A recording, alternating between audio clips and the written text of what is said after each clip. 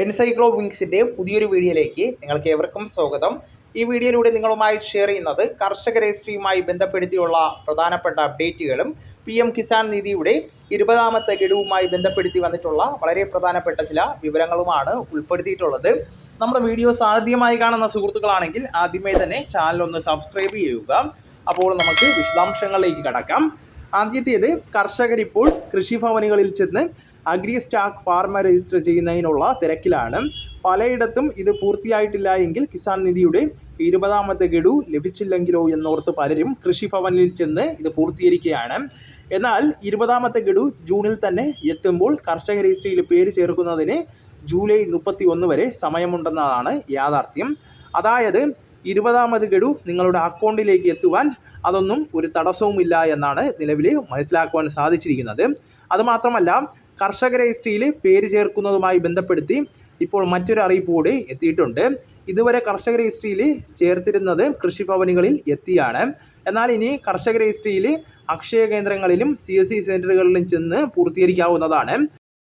അക്ഷയ കേന്ദ്രങ്ങളിലൊക്കെ എത്തി agri stack farmer രജിസ്ട്രിയിൽ പേര് ചേർക്കുന്നതിന് നിങ്ങളുടെ കൈകളിൽ ഉണ്ടായിരിക്കേണ്ട രേഖ, ഒന്നാമത്തേത് നിങ്ങളുടെ ആധാർ നമ്പറാണ്. അതുപോലെ തന്നെ ഭൂമിയുടെ കരമടച്ച രസീതും അതിൽ നിങ്ങളുടെ ബ്ലോക്ക് സർവേ നമ്പരും സബ് ഡിവിഷൻ എന്നിവയും ഉണ്ടായിരിക്കേണ്ടതാണ്. പിന്നെ നിങ്ങളുടെ റേഷൻ കാർഡ് നമ്പരും ഉണ്ടായിരിക്കേണ്ടതാണ്. ആധാറുമായി ലിങ്ക് ചെയ്തിരിക്കുന്ന ഫോൺ നമ്പർ, ഇത്രയും രേഖകൾ വെച്ച് നിങ്ങൾക്ക് ഓൺലൈനായിട്ട് ഇപ്പോൾ അഗ്രി സ്റ്റാക്ക് ഫാർമർ രജിസ്ട്രിയിൽ പേര് രജിസ്ട്രേഷൻ ചെയ്യുവാനുള്ള സംവിധാനം വന്നിരിക്കുകയാണ്. അവസാനം നിങ്ങൾ ഒരു സൈൻ കൂടി ചെയ്യേണ്ടതാണ്. ആധാർ നമ്പർ വച്ച് അക്ഷയ ഓൺലൈൻ സർവീസ് സെൻറ്ററുകൾ വഴി നിങ്ങൾക്ക് ഇത് ചെയ്യുവാൻ സാധിക്കുന്നതാണ്. സൈൻ ചെയ്യുന്നതോടുകൂടി നിങ്ങൾക്കൊരു എൻറോൾമെൻറ്റ് ID ക്രിയേറ്റ് ആകുന്നതാണ്. അതാണ് നിങ്ങളുടെ ഫാർമർ രജിസ്ട്രി നമ്പർ എന്ന് പറയുന്നത്.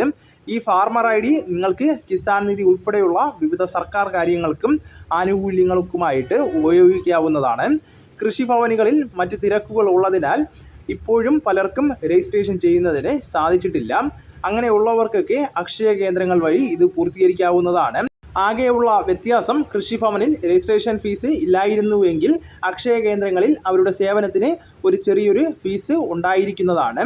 അടുത്തത് 20ാമത്തെ ഗഡുവിൻ്റെ വിതരണവുമായി ബന്ധപ്പെടുത്തിയുള്ളതാണ്.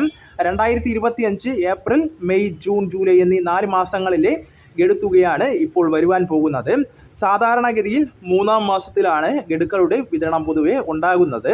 കഴിഞ്ഞ ഡിസംബർ, ജനുവരി, ഫെബ്രുവരി, മാർച്ച് മാസങ്ങളിലെ ഗഡുത്തുക എത്തിച്ചേർന്നത് ഫെബ്രുവരി മാസത്തിലായിരുന്നു.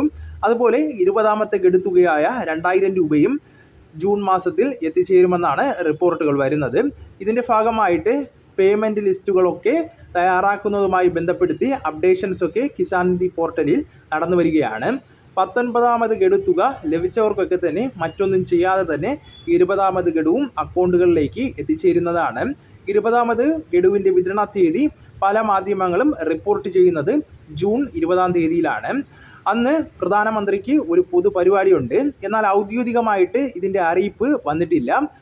വരും ദിവസങ്ങളിൽ തന്നെ ഔദ്യോഗികമായിട്ടുള്ള പ്രഖ്യാപനം എത്തുമെന്നാണ് കരുതുന്നത്. കൂടാതെ PM കിസാൻ നിധി ഗുണഭോക്താക്കളുടെ ആധാർ ലിങ്ക് ചെയ്തിരിക്കുന്ന മൊബൈൽ ഫോണിലേക്കും വിതരണ തീയതിയും സമയവും അറിയിച്ചുകൊണ്ടുള്ള മെസ്സേജുകളും തൊട്ട് മുൻപുള്ള ദിവസങ്ങളിൽ ലഭിക്കുന്നതാണ്. അപ്പോൾ ഈ വിവരം നിങ്ങളുടെ സുഹൃത്തുക്കളിലേക്കും മറ്റ് ഗ്രൂപ്പുകളിലേക്കും കൂടെ ഷെയർ ചെയ്യുക. നമുക്ക് തുടർന്നും വിജ്ഞാനപരമായിട്ടുള്ള മറ്റ് വീഡിയോസും ആനുകാലിക വിവരങ്ങളുമായിട്ട് വീണ്ടും കാണാം. അതുവരെ ഗുഡ് ബൈ.